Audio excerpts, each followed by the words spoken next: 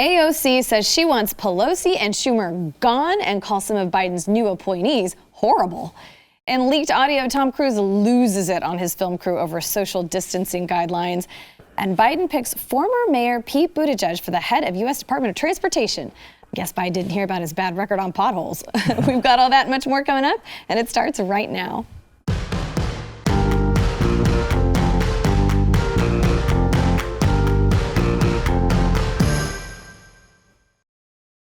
Welcome to the news and why it matters. I'm Hillary Kennedy, filling in for Sarah Gonzalez.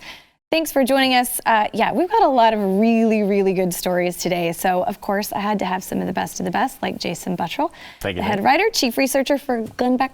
Thank you for being here. Thanks for having me. And Kes Schaefer, the host of Crocs On. Thanks for being back with us. Thank you. Now, I know both of you really love Alexandria Ocasio-Cortez, as we all do, right? I mean, the comedy alone. I mean, what would we do without it? That's really what it is. She's so great for memes. Where would we be without those? So maybe we'll have some that come out of this, because she's saying House Speaker Nancy Pelosi and Senate Minority Leader Chuck Schumer that they need to vacate their positions and make way for the younger generation of lawmakers to take over things. She said the Democratic presidential legacy of stacking administrations with previous Democratic appointees and big business heads, she's saying it needs to stop.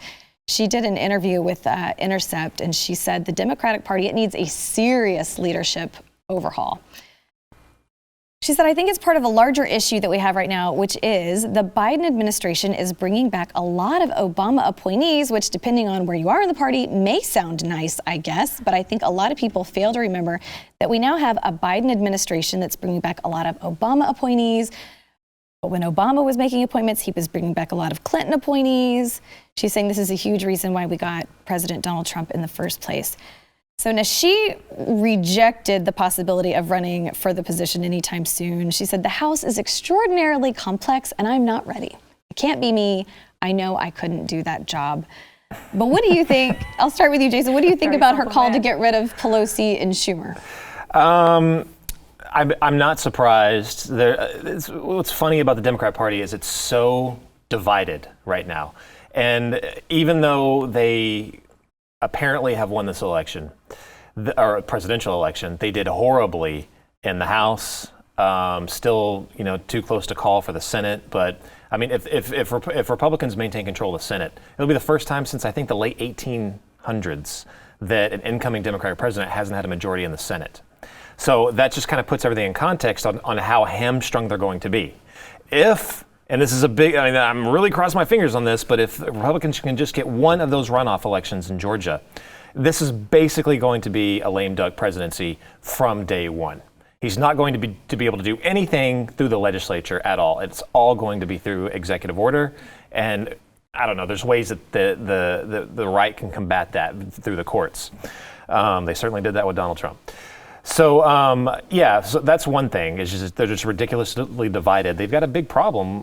They really have no message. They are in shambles internally. You have the establishment who's fighting against, the very, very far left within the party. That is going to be more and more vocal. But the second thing I want to say on that is, really, I think she's a young buck within Congress. She doesn't understand that a lot of the people that she's name dropping right now want the same thing she does. They really do. The entire party, I think, wants to go in that direction. The Obama officials she's criticizing, they all wanted it too, but they just wanted to do it very, very gradually. Mm-hmm. They had everything that they could ever want. They had a full sweep of power when Obama in 2008 was elected. They had everything. They had all of Congress, they had executive, everything. And a lot of them have been on record saying now that that was their nightmare time frame because they didn't do what they should have done and just pushed everything through. That's what they want to do right now. So yeah, she is, I think, pandering to her very, very radical base. But I'd love to be a fly on the wall in a lot of their internal discussions because I guarantee you they're all saying the same stuff. Mm-hmm. They all want the same things. So. Because it kind of seems like there's a common theme that it's never enough with Democrats. They can't be happy with Biden. There's always got to be something else they're pushing for. Mm-hmm.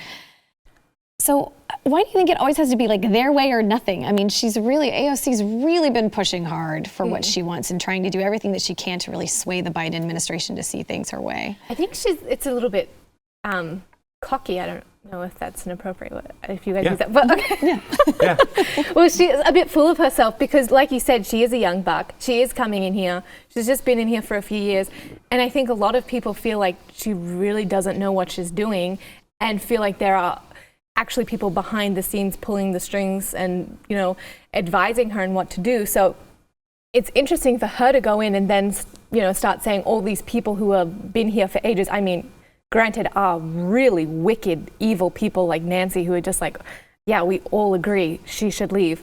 But I don't think we want them to leave for the same reasons. And I would be more nervous to see who she thinks should replace those positions. Yes, exactly. Well, you know, Biden has really been touting a lot of calls for unity and, you know, let's build everything back better together. Well, his deputy chief of staff, Jen O'Malley Dillon, called Republicans, I won't say the word, but a bunch of effers while praising Biden's call for unity. She gave an interview with Glamour magazine where she made these statements. Can I just say that's the closest we've ever gotten to hearing Hillary actually say a bad word? That was great. I try to not use bad language. My grandma might be listening. You said darn one time, I remember. I had to abbreviate. This is really...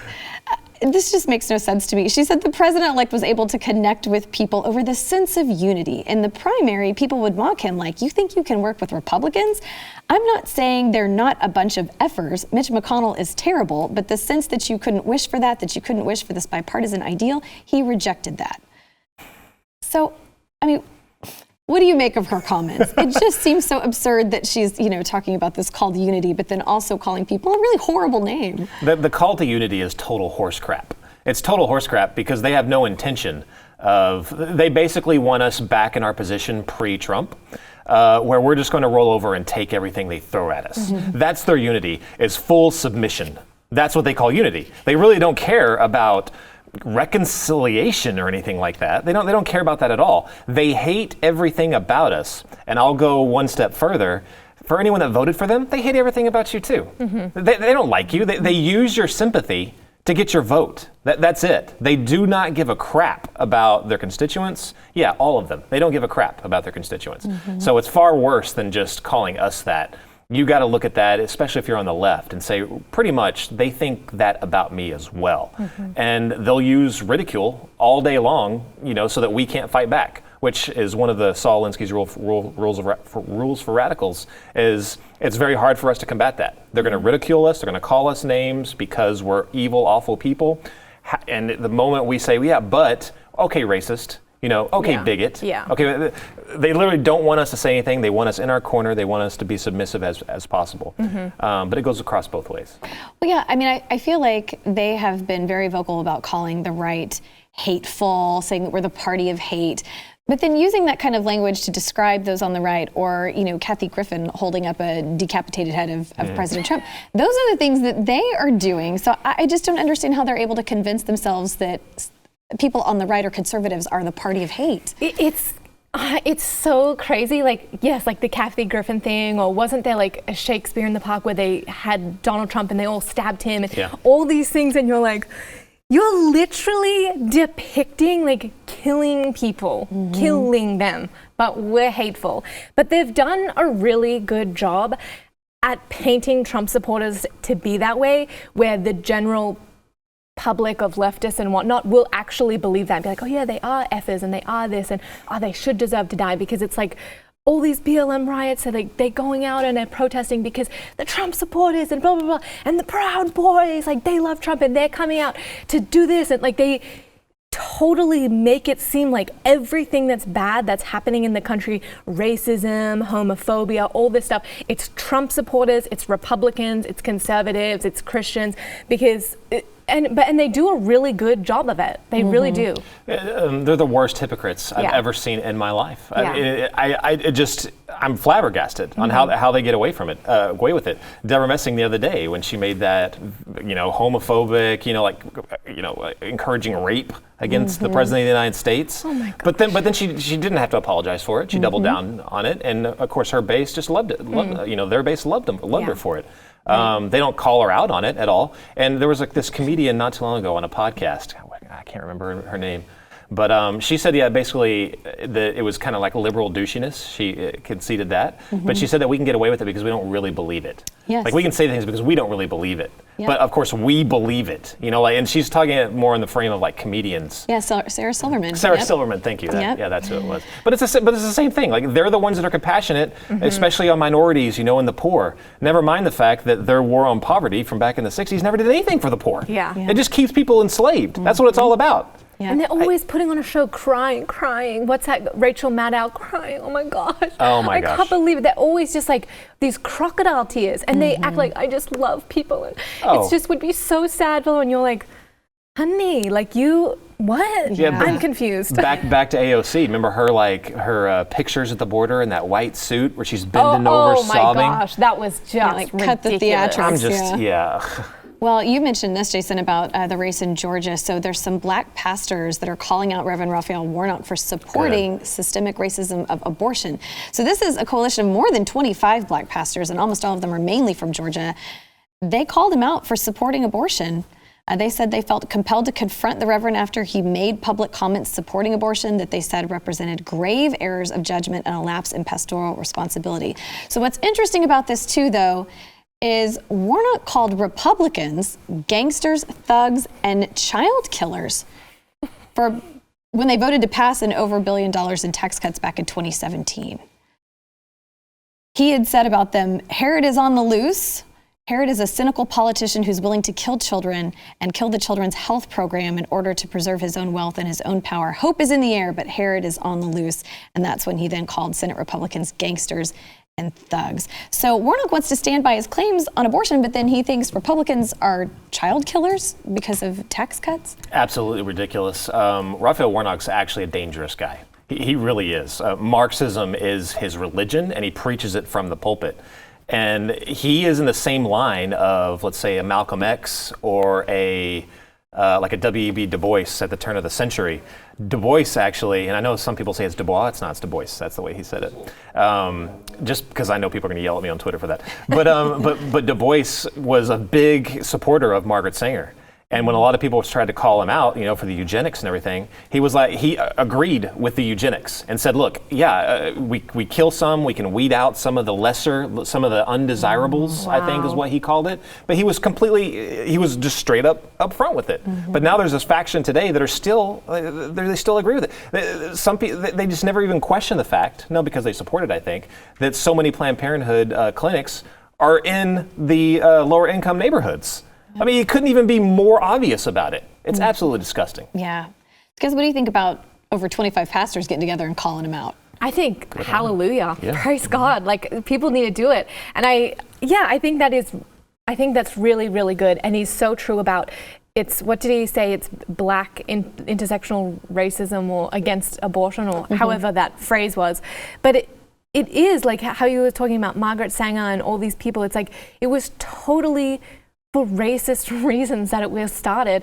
And even if you go to like these women's marches and things like that and you talk to them about abortion, they're like, but the minorities and the things, like these poor people, like they don't even realize what they're saying, but they're still fighting for abortion for the minorities and for the poor people, the low income people who are really a lot of black communities, and they don't even realize they're still doing these things. But I think it's awesome. It's so great for the Trump administration to take such a strong stance for life these past 4 years because it was getting out of control. Oh, wow. Yes. And we need to watch this like a hawk because it is going to get worse. You think about just the past couple of years how bad it was getting with the late term abortions, even abortions legal after birth. There was a couple of intellectuals in the UK, which all of the leftists here take all their crap from lefties in Europe, but they were arguing going out 1 to 2 years. They were, they were basing it off of mental capacity. I'm dead serious. 1 to 2 years old. Don't quote me on the 2 years, but it was further. That's unreal. Absolutely insane. But there's no stop to how far they'll push it. Right. It's ridiculous. It's satanic. Yep.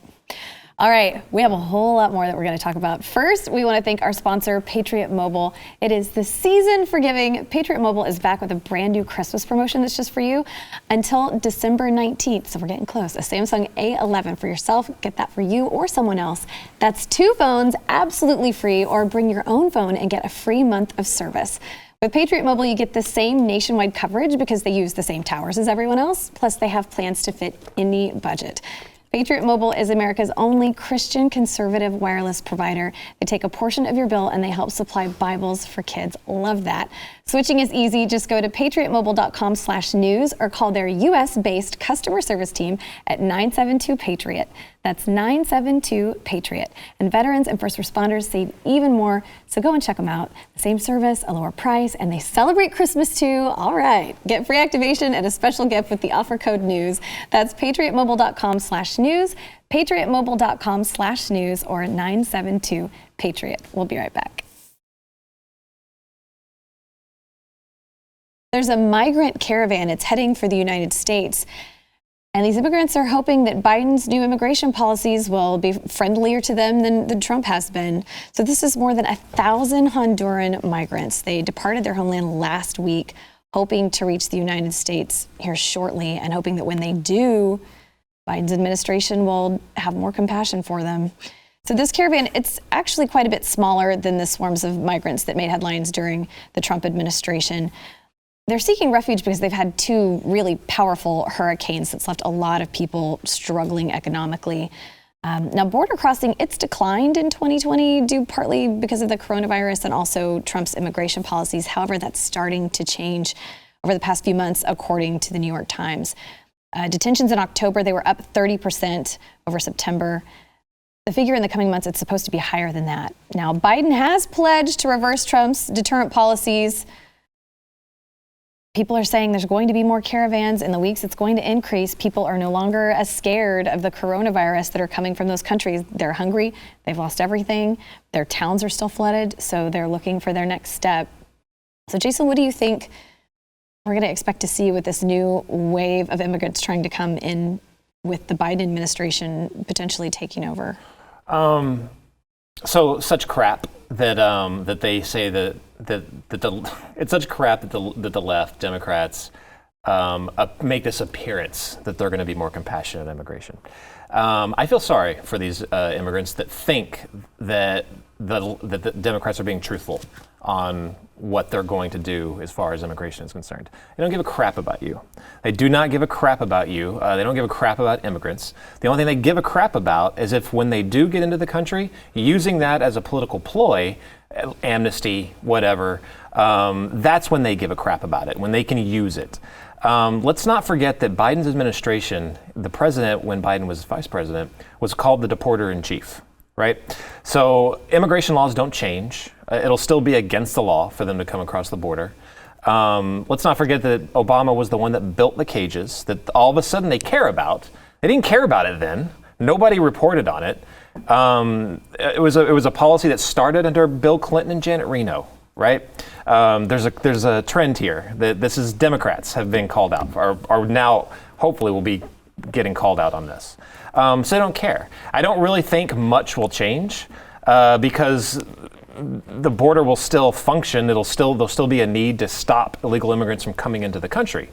The only thing that would be truthful, and I would listen to them on this, would be if they said that we need to, reform the immigration system in general, which I would be on board with. I think we do. My father-in-law, it took him, I think, 20 years to become a citizen. Almost bankrupted him. Had to get a lawyer. It was stupid. Wow. He was legally working here, but it took him that long. That's dumb.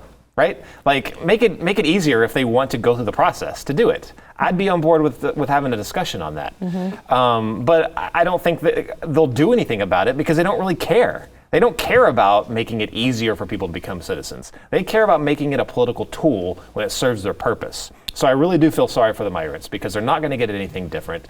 The ones that do get across, then they'll be used in some kind of amnesty type deal. But that's about it. Yeah. So, Kez, do you think an increase in these caravans is going to have an effect on our coronavirus cases? Okay, this is what I hope. Probably, if everything that they say, okay, now we need to be careful because we're talking about the coronavirus. Okay, all I'll say is if they let all these people into the countries, then I say, hoorah, borders open for everyone. Like, let's get back to normal. Like, if you're going to let a whole bunch of people in who have walked from Honduras, right? That's a very long way, long journey.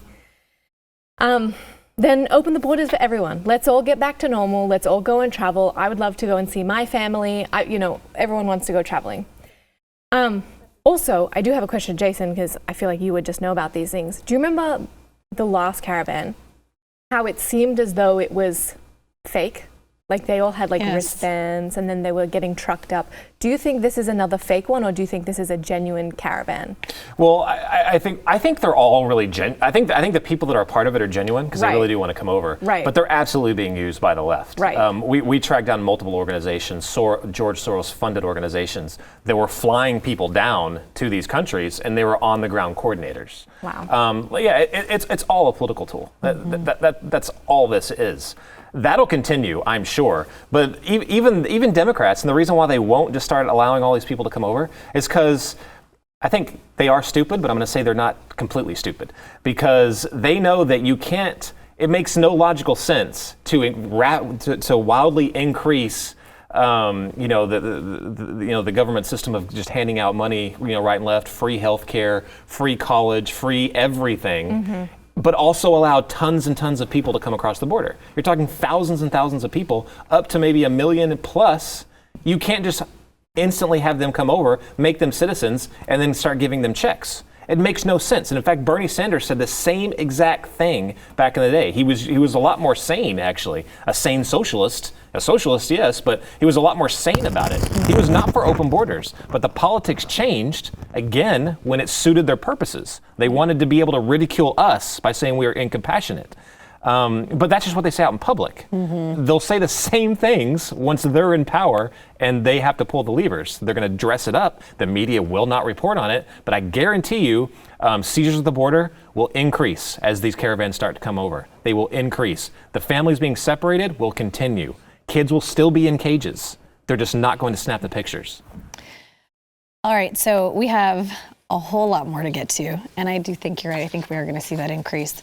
We do have a lot more to get to, so we want you to stick around for that. But first, we want to thank our sponsor, Headspace. So life can be stressful, even under the normal circumstances. 2020, it has challenged even the most difficult times of life, and you need stress relief that goes beyond just, quick fixes. And that's what Headspace is for. Headspace is your daily dose of mindfulness in the form of guided meditations in an easy-to-use app.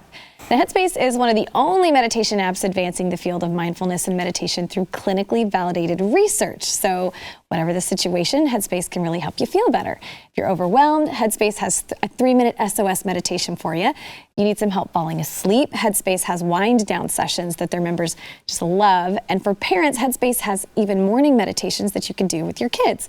Now, Headspace's approach to mindfulness, it can reduce stress, it can improve your sleep, boost focus, and increase your overall sense of well-being. And it's backed by 25 published studies on its benefits. It has 600,000 5-star reviews and over 60 million downloads, and that is a lot. So Headspace makes it easy for you to build a life-changing meditation practice with mindfulness that works for you on your own schedule, anytime, anywhere, and you deserve to feel happier. And Headspace is meditation made simple. So go to headspace.com/news. That's headspace.com/news for a free 1-month trial with access to Headspace's full library of meditations for every situation.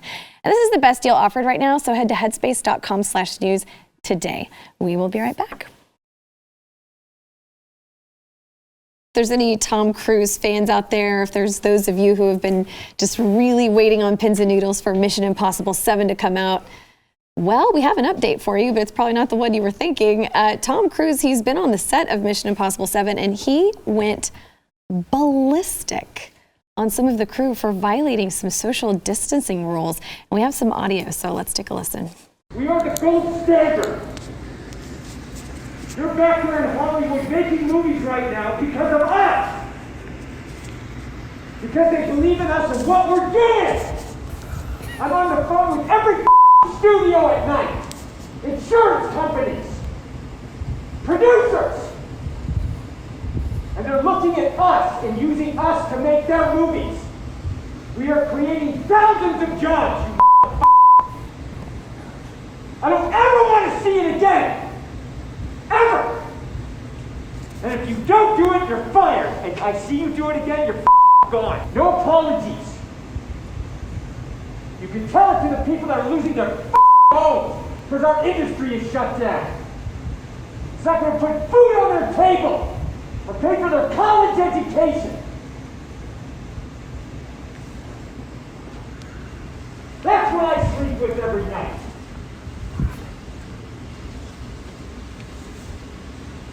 And the future of the industry.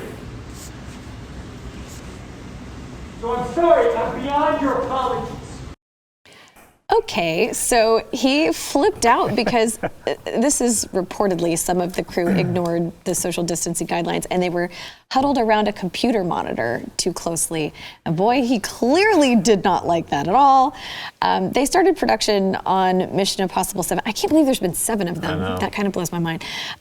They started production again in September. And they were forced to change their shooting plans pretty radically because of the pandemic. So he was very upset because he was ready to get back to work again and is afraid that any little breach in the rules will just blow the whole thing for everybody. So do you think Tom Cruise's reaction was justified because people's jobs are on the line, or do you think he was overreacting to people gathering around a little too closely around a computer monitor? Well, first of all, have you ever been around a couple and they start arguing and you're just there like, that's how it felt like listening to that? Like, oh, this is so awkward. I don't know. That's what I was thinking as well. It's like, when he was saying anything, he wasn't like, guys, this is like dangerous for you. Like, you need to be careful. Like, this is a deadly disease. But he was like, basically like, we have to like abide by all these rules so that we can like actually do work, which kind of makes me think like, yeah, everyone knows that there's something going on with coronavirus that we can't talk about. But I don't think it's justified to yell at people like that ever, especially if you're like a boss or something like that. I think that's really inappropriate. I think it's silly. I understand why he's mad, but I think there's always like a nicer way to like say things like that. I just think he's a Scientologist and a crazy guy. You hit it perfectly. What you did not hear, exactly what you said, was we're all going to die and you're going to kill all the old people. Right. That was not what that was. And I agree with you again that it's never appropriate to yell at someone like that unless you're in boot camp, for crying out loud. Right. Who the heck are you? Shut up. But I get his frustration. I do. And I'm sure, and I think he's probably one of the executive producers on the show, probably as well. But they are looking for, especially in California, they are looking for any reason at all to shut people down. And I think he's feeling that. I think that was his primary thing, was that you're going to lose your insurance, you're going to lose everything. And I can't say how I know, but he is one of the nicest men on the planet. Generally cares for people. And I know when he said that he has to live with that, that's what he's talking about, is crew members, people that have their jobs because of that. But so I'm going to give Tom a pass on this. Calm down, bro. But I feel your stress, and it's the problem of your leadership out there in California. Right. But what he should also know. Remember that video of that lady that said this production crew had everything set up right next to her restaurant, but she couldn't be open, but they could? Hollywood protects them. The Democrat leadership there they have a protected class in several different ways. Hollywood is one of them. They're going to do everything they can to keep them open. Yeah. So even if they do get dinged, I guarantee somebody would step in to protect them. That's just the way it works out there in their hierarchy. Right. Well, they're hoping they're going to be wrapped with the film May 2021, so we'll be waiting for that. All right, so let's talk about Mayor Bill de Blasio in New York City. He said the subways are safe and encouraging New Yorkers to use mass transit on the same day that he said the city needs to be ready for a full shutdown, and restaurants were ordered to halt their indoor dining because of a surge of coronavirus cases. So he said, quote, "It is important to let people know the subways are safe." For sure. I don't understand how riding a crowded subway and touching all the handlebars and the doors and all that is safer than eating at a restaurant with limited capacity. It just doesn't make sense, right? Yeah. Going like in and out, like traveling, I'm going to this office, you're going to this office, like just like so many people like touching, coughing, whatnot, and just like going out into the world everywhere. You know, it's just incredible, Hillary. Like every day we just like learn new things about the coronavirus, that it actually stays away from subway systems. It's smart, yeah. So it knows.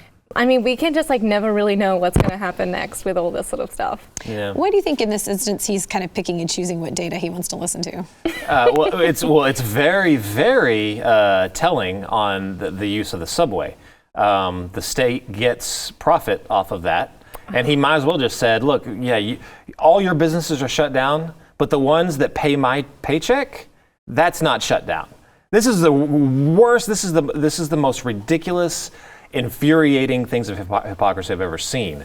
And he'll continue to say he's awesome and go for book deals and try and get in movies and stuff, whatever he's trying to do, and claim that everything is okay when he is clearly doing this for personal gain. Clearly doing this for personal gain. And the insane thing is the people that support people like him. I went back and forth on Twitter about this, and this one guy was just so like with his nose in the air, and he's like, "It's called science, man. The subway goes outside, gets the UV rays on it, and then they also clean off the or clean the inside of the subways." And I was like, "Are you kidding me?" So like the restaurants don't do that. They're not traveling outside, but what about outdoor dining? You know what I mean? For crying out loud, you can't even do that there. They don't even question him. They don't. Whatever he says goes. No. How can you be like that? How can you really be like that? Yep. I don't know. It's their fault. One day, everything their states are already going under. They're going to be bankrupt. And they're going to be saying, "Thank you, thank you for saving us, thank you." Yeah.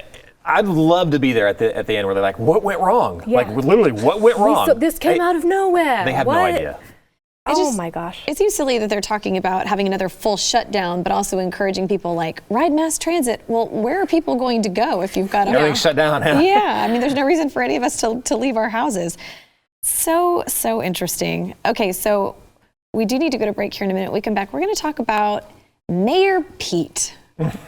Biden has tapped him for a cabinet position, but people, there's some eyebrows raising over this because he isn't known for doing a great job with what he's being chosen for. So we're going to talk about that when we come back. Stick around.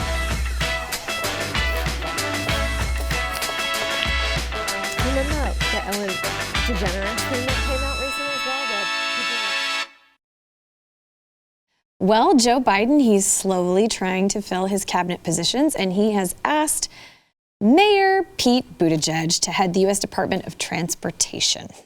So this sparked some controversy because Buttigieg, his record while he was mayor, it wasn't great. So if he is confirmed by the Senate, he would run a federal agency that oversees the nation's airlines, highways, and transit systems, according to Reuters. And at the Transportation Department, he may be tasked with overseeing much of Biden's plan to dramatically boost infrastructure spending, including building 550,000 electric vehicle charging stations, boosting spending on all high-speed rail and other green projects, and persuading Congress to find a way to pay for new spending. Well, when he was the mayor of South Bend, the city's roads became nearly impassable in some spots because they deteriorated so badly. Local car repair shops said they hadn't seen anything that bad in well over a decade. The situation, it was so bad, residents of South Bend reached out to a Domino's Pizza in 2019 for help and received $5,000 paving for pizza grant to fill in all the potholes because the potholes were just everywhere. Also in 2017, Buttigieg reportedly got the road in front of his home repaved, despite the fact it wasn't even initially scheduled to be done. And his street was rated by the city to be in better shape than all the other nearby streets in the city. Kind of interesting. How do you think that he ended up with this role, Jason? Well, he has driven a car before. He probably has ridden on a plane before and maybe even a train. So he'd probably argue that makes him what more qualifications do you need? He's an expert. From the guy. There's a couple of things going on here that I think are interesting. We were just talked about, it might have been the same group, about they were thinking about putting him as the ambassador in China. Yeah. And that didn't make sense either. They can't figure out where to put him. They can't figure out where to put him, but they want to put him in something that they think is influential. Which normally that job is not very influential. I couldn't even tell you who has it right now. I have no idea, and that is pretty typical going back every administration. It's just a nobody position pretty much. Mm-hmm. But they want somebody who is high profile. They want Buttigieg to be high profile because they have plans for him in the future, and that job is going to be a lot more important in this administration. On Glenn's show, we've talked a lot about the Great Reset. and some of the things that they're going to be doing that are not typical, that are out of the ordinary. The electric cars, this massive green shift. He's going to be front and center right in there, and he is very good on camera. He's a good speaker, and the cameras usually love him. That's how he was catapulted from being the mayor to, actually putting up a good challenge in the earlier part of the election. So they want somebody to be a really public face of this. They want to sell this green push to the public. They want someone that can go into Detroit and say, don't worry about all your gas cars. This is the direction we're moving in. They want somebody to be able to sell it. That's what Buttigieg and this appointment is all about. They've got big plans for him. Yeah, I think you're right. I mean, he does have a very smiley, friendly face. So they were like, this seems like the guy to convince everybody to get a flying car. So Biden's transition team, they have quietly been tapping Silicon Valley employees who are going to work concurrently for Facebook and Google. This is really interesting. Politico reported that they have been recruiting these people who will work, for him and their respective companies. When his transition team released the names of hundreds of personnel on November 10th, there were 0 current Facebook or Google employees among them. Well, that's changed.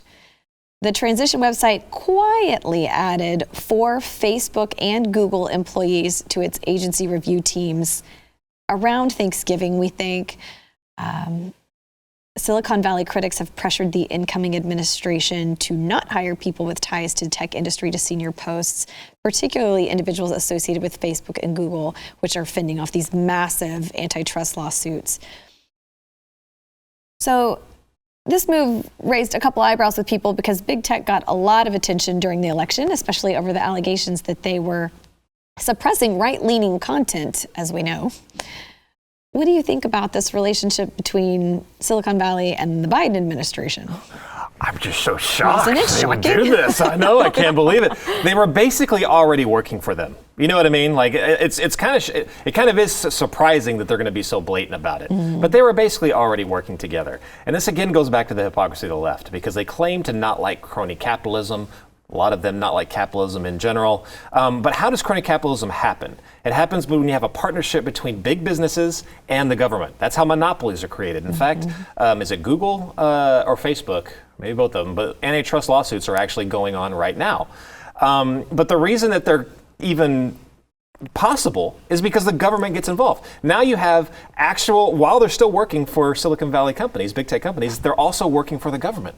How does that make any sense at all? Well, and so I want to know too, Kez, do you think that this is just confirmation to those of us who believed that they were suppressing the Hunter Biden laptop story, this is exactly what was going on? Yeah, not even Hunter Biden, but even a lot of people who work in social media, who have YouTube channels. Even I'm sure the Blaze has experienced all sorts of things on their YouTube or Facebooks and things like that, just demonetized, taking down, you mentioned something about the coronavirus, or you mentioned something about the election, or this, that, the other. No, by taking down this, like people's platforms, conservative right-wing people's platforms are getting taken down left, right, and center, and everyone's been going, guys, like it kind of seems like we're being targeted and we can't say things and we're being censored and this sort of stuff.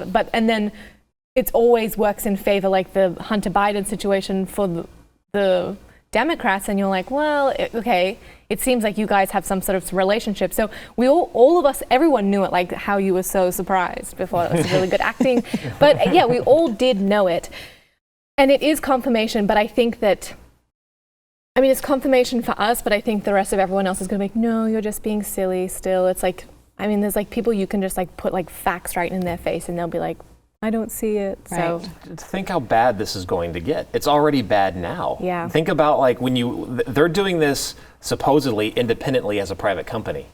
Censorship, demonetizing, all that stuff. How bad is it going to be when it's just part of government policy now? Right, wow. Like when both of them get together and say, let's classify hate speech. Let's define in actual words in a government document what hate speech is while we're working with the people that will enforce it at these private companies so that you can better, be able to enforce this. Yeah. Okay, what's hate speech? Like, if I don't say someone's pronouns correctly, is that hate speech? And will it come to the point as well, like past social media, like if I just like make a silly post on Facebook, like I'm not going to use people's pronouns or hate speech or whatever, is it going to then happen that in my private messages to people where I go like, hey, like I don't actually agree with this, blah, blah, blah, then am I going to be like, hey, well, you hate speeched in private, and hate speech is hate speech no matter what. It's like, okay, shoot, like where does the lines drawn? For the Hunter Biden story, that was part of it. Wow. Even in private messaging. Wow. They were policing that. They were attaching like warnings to the private message. Wow. Yeah, absolutely. This is going to get worse. This is a clear warning to anybody that's a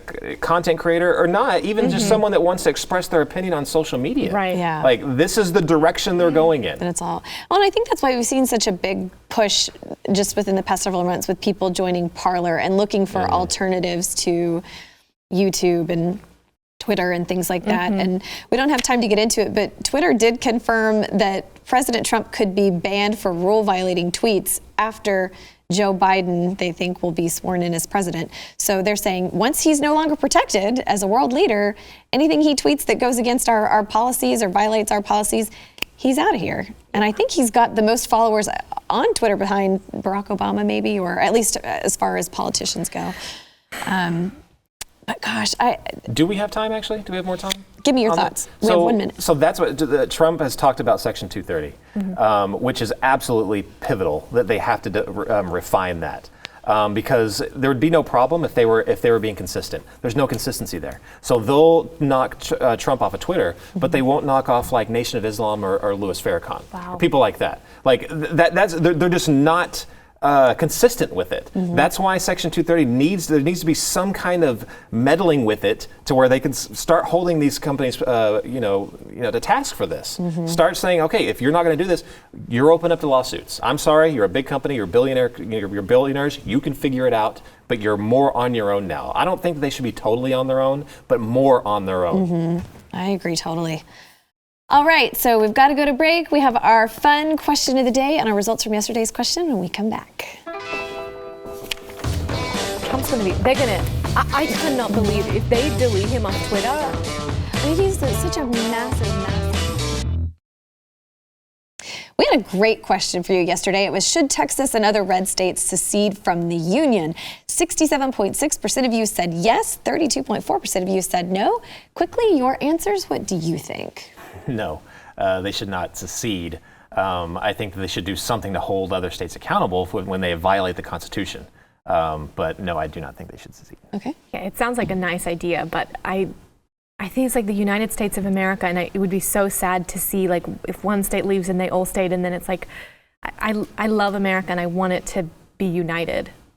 Yeah, that's a tough one. I know a lot of people are really hoping that happens. All right, so we have the question for today. Are you hopeful for 2021? No. No. Well, all right, Mr. Sunshine. Yeah, it was a dumpster fire of a year. Now we have Joe Biden strolling into the White House. I don't think it's going to be a better year. Yeah. The only thing I think might happen is if Joe Biden does get elected president or, goes through, I think they might finally find a cure for coronavirus. Maybe. I feel like they might figure it out finally, or they're going to all of a sudden the light bulb came on. Yeah, right. Yeah. That's what I feel like might happen, which is like, okay, please, like, let us like end this hell. But well, I'm hopeful because 2020 is not over yet. Anything could still happen. We've still got a couple of weeks left, so something major could still happen. I'm crossing my fingers, saying my prayers. Thank you guys for being here. I mean, you just never know at this point. Like,